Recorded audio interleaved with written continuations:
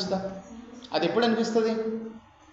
పర్యాసనం మీద పడ్డాక అనిపిస్తుంది. అసలు ఇతనికి సంబంధించిందేనా ఆ తప్పు అంటే ఇతనికి సంబంధించింది కాదు కానీ ఇతను కావాలని దాన్ని మీదకి.